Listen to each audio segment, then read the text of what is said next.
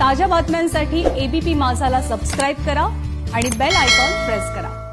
बातमी आहे मुंबईच्या लोकल सेवेविषयीची। कोरोना संसर्गाच्या पार्श्वभूमीवर गेल्या 7 महिन्यांपासून मुंबईची लोकल सेवा सर्वसामान्यांसाठी बंद आहे। लोकल सर्वसामान्यांसाठी सुरू करण्याच्या बाबतीत अद्याप कोणताही निर्णय होत नाहीये। तर दुसरीकडे कोलकात्यात सर्वसामान्यांसाठी 11 नोव्हेंबरपासून लोकल सेवा रुळावर येते। रेल्वे मंत्री पियुष गोयलांनी ट्विटरवरून ही माहिती दिली। कोलकात्यात सर्वसामान्यांसाठी 50% आसन क्षमतेनं लोकल सुरू केल्या जातील। त्यामुळे मुंबईमध्ये सर्वसामान्यांसाठी लोकल कधी सुरू होणार हा प्रश्न उपस्थित झालाय। लोकलवरनं कॅबिनेट मंत्री विजय वडेट्टीवार यांनी केंद्र सरकारवर निशाणा साधलाय आणि मुंबईतली लोकल सर्वसामान्यांसाठी खुली करण्यावरनं आता आरोप प्रत्यारोप कसे रंगतायत तेही आपण पाहूया। आम्ही सगळ्याबरोबर चर्चा केली। प्रवासी संघटनांचे प्रतिनिधी होते, विविध ज्या ऑर्गनायझेशन आहेत त्यांचे प्रतिनिधी होते। त्यामध्ये म्हणजे सराफापासून तर मालपर्यंतचे सगळ्या प्रतिनिधींना बोलून चर्चा केली। आम्ही त्यांना शेड्यूल बनवून दिला, कुठल्या वेळेस कुठली रेल्वे कोणासाठी सोडावी, त्याचे पास रंगाचे कसे असतील, त्यांना पास द्यावं, तिकीट द्यावी, ऑनलाईन तिकीटची व्यवस्था करावी, हे सगळ्या गोष्टी आम्ही 2 पानी पत्र तयार करून त्यांना दिले। त्यानंतर 4 दिवसांनी ते पत्र पाठवतात की इथे गर्दी झाल्यास ते गर्दी कशी कमी करता येईल, टाळता कशी येईल। आता हे काही प्रश्न झाले, त्यांना सुरू करायचं आहे पण त्यांना क्रेडिट घ्यायचं आहे। घ्या तुम्ही क्रेडिट, पण सामान्य लोकांच्या भावनाचा विचार करा आणि लवकरात लवकर सुरू करा, ही राज्य सरकारची भावना आहे। आम्ही 28 तारखेलाच राज्य सरकारला पत्र लिहून जे आहे ही मीटिंग मागितली आहे की जनरल पब्लिकसाठी आपण जेव्हा रेल्वे ओपन करू तेव्हा त्यामध्ये क्राउड मॅनेजमेंट कशा प्रकारे करावं, त्यासाठी काही टेक्नॉलॉजिकल सोल्युशन आपण शोधू शकतो का, किंवा ऑफिसचे टायमिंग जे आहेत हे स्टॅगर करून पीक नावाचा जो कन्सेप्ट आहे त्याला आपण कसं डायल्यूट करू शकतो। तर या संदर्भात आम्ही जी मीटिंग मागितलेली आहे, आम्हाला आशा आहे की राज्य सरकारच्या ऑथॉरिटीज यावरती सकारात्मक विचार करून लवकरात लवकर ही मीटिंग जी आहे ऑर्गनाईज करतील।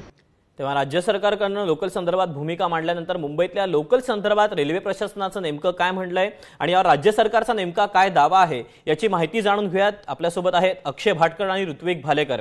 आपण सुरुवातीला अक्षयकडे जाऊयात। अक्षय, आत्ताच तू कॅबिनेट मंत्र्यांचा बाईट ऐकला असेल, या सगळ्या पार्श्वभूमीवर रेल्वे प्रशासनाचं नेमकं काय म्हणणं आहे? दीपक, या सगळ्या पार्श्वभूमीवर जर आपण म्हणायचं झालं तर सुरुवात ज्या 15 जून पासून झाली, त्या 15 जूनला त्या 15 जूनच्या आधी मध्य रेल्वेला आणि पश्चिम रेल्वेला राज्य सरकारने पत्र लिहिलं। त्याच्यामध्ये एका तारखेचा उल्लेख होता। त्याच्यानंतर ज्या वेळी नवीन कॅटेगरी ॲड केल्या गेल्या, म्हणजे बँक कर्मचारी असतील किंवा महिलांसाठी जे देखील ज्यावेळी लोकल सुरुवात करण्यात आली त्यावेळी देखील एक तारीख ही राज्य सरकारने दिली आणि रेल्वेला सांगितलं की तुम्ही तयार राहा। यावेळी मात्र बरोबर उलट राज्य सरकारने केलेलं आहे। यावेळी राज्य सरकारने तारीख न देता, एखादी वेळ फिक्स न करता राज्य सरकारने एक पत्र लिहिलं ज्याच्यामध्ये आमचा हा प्रस्ताव आहे आणि या प्रस्तावावर तुमचा काय अभिप्राय आहे, तुमचे इनपुट्स काय आहेत ते केवळ मागितलेले आहेत। जर कोलकात्याचा आपण विचार केला तर कोलकात्याला राज्य सरकारने रेल्वेला सांगितलं की या तारखेपासून तुम्ही लोकल सुरू करू शकता। त्यानंतर पियुष गोयल यांनी ट्विट केलं आणि या तारखे 11 नोव्हेंबरपासून आम्ही सुरू करतो असं घोषित केलं। आता मात्र ही वेगळी एक गोष्ट आहे, त्याच्यामध्ये राज्य सरकारने तारीख ही देणं अपेक्षित आहे। रेल्वेने आता रेल्वे ज्या लोकल सेवा चालवते आहे त्या त्यांच्या एकूण क्षमतेच्या 88% आहे।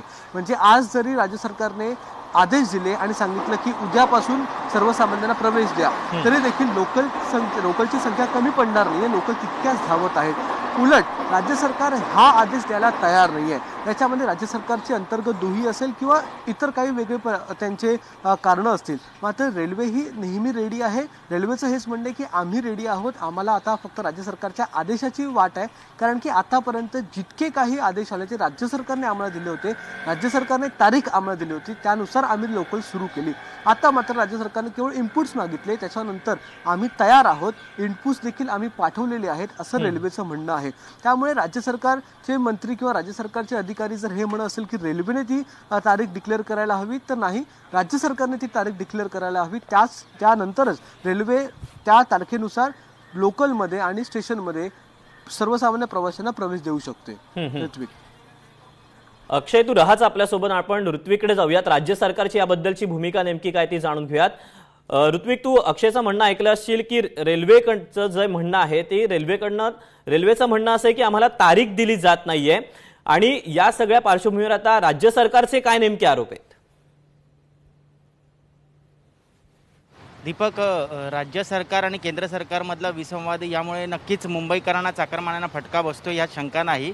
मात्र जे राज्य सरकारमधले अधिकारी आहेत त्यांच्याशी बोलल्यानंतर जो सेन्स आपल्याला मिळतोय तो असा आहे की कुठेतरी दिवाळीच्या पार्श्वभूमीवरती हा निर्णय घेत असताना जी गर्दी आपल्याला गणेशोत्सवादरम्यान पाहायला मिळालेली, त्यानंतर मुंबईमध्ये एक प्रकारे स्पाइक कोरोनाच्या संख्येमध्ये आपल्याला पाहायला मिळालेला, त्याची पुनरावृत्ती या ठिकाणी मुंबईमध्ये होऊ नये. कलकत्ता आणि मुंबईच्या प्रवासी संख्येची जर तुलना केली तर कलकत्त्यामध्ये दिवसाला 30 ते 35 लाख प्रवासी हे प्रवास करतात, तर मुंबईच्या सबर्बन लोकलमध्ये साधारण 75 ते 80 लाख प्रवासी जे आहेत हे प्रवास करतात. सध्या 10 लाख प्रवासी सुरू करण्याची जी यंत्रणा आहे ही कार्यरत आहे आणि त्याची तयारी राज्य सरकारने केलेली आहे. मात्र त्यापेक्षा जास्त जर प्रवासी संख्या वाढवायची असेल तर निश्चितपणे त्यासाठी जी पूर्वतयारी करायला लागेल ती प्रशासनाने केलेली आहे का, त्यासाठी प्रशासन सज्ज आहे का, याबाबतचा विचारविमर्श अजूनही राज्य सरकारच्या दरबारी